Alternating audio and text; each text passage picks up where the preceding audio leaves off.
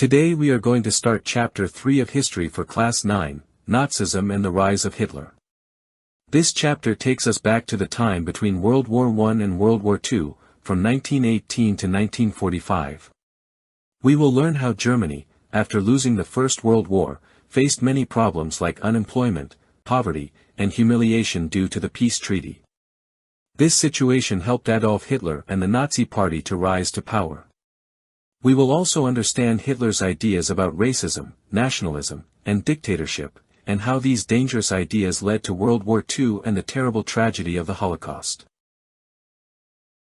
The chapter begins with the story of Helmut, which shows the terrible situation in Germany after World War II in 1945. World War II was mainly fought between the Allies and the Axis powers from 1939 to 1945. When Germany surrendered and lost the war, not only Hitler but many of his supporters also committed suicide.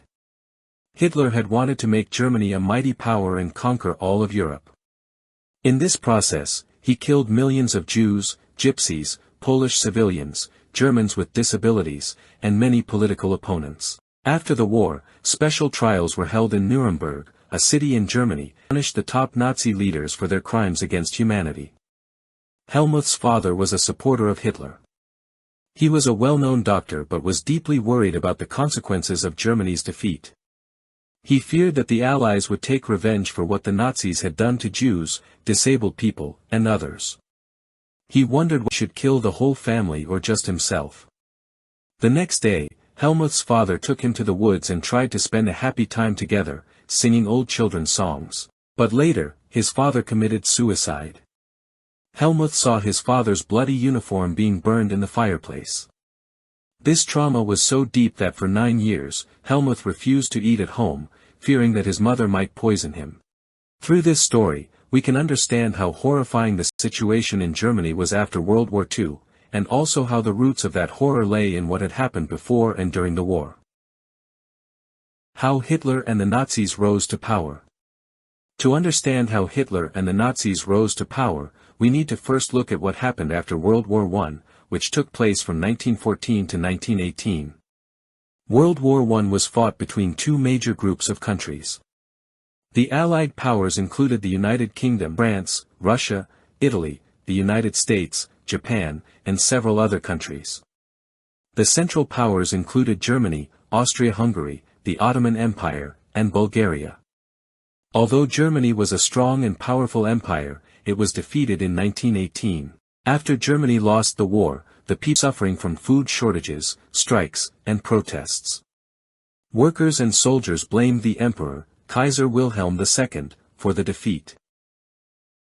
A revolution broke out, and the situation became so serious that the Kaiser abdicated, that means he gave up his throne, and fled to the Netherlands on November 9, 1918. On the same day, Germany was declared a republic, and soon a new democratic government was formed. This government became known as the Weimar Republic. But the German people were very unhappy because of the Treaty of Versailles, signed in 1919. What was the Treaty of Versailles?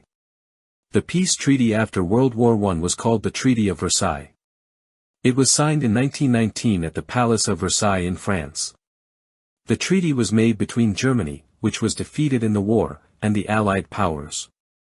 The main Allied leaders were from France, the United States, and Italy. These countries forced Germany to accept the blame for the war and agree to strict conditions. The Treaty of Versailles was a peace settlement signed after World War I. Instead of bringing peace, it created anger in Germany because the terms were very harsh. Germany lost all its colonies and 18% of its land. It lost 75% of its iron and 26% of its coal.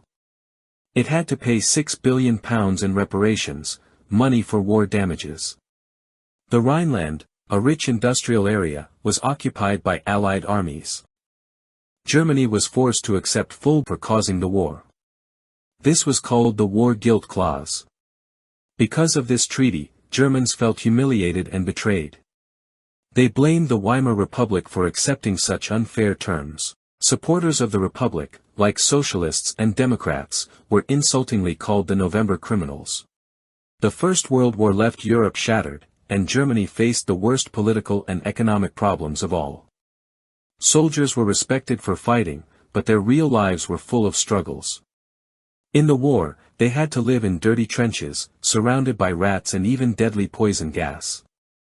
After the war, Germany's democracy was weak, and many people started looking for strong leaders and dictators to give them hope. Political radicalism and economic crises. In 1919, a group called the Spartacist League tried to bring a system like in Soviet Russia to Germany, but the Weimar Republic stopped them. This created deep anger and hatred between communists and socialists. In 1923, Germany faced inflation. Prices went up so fast that people needed wheelbarrows full of money just to buy simple things like bread.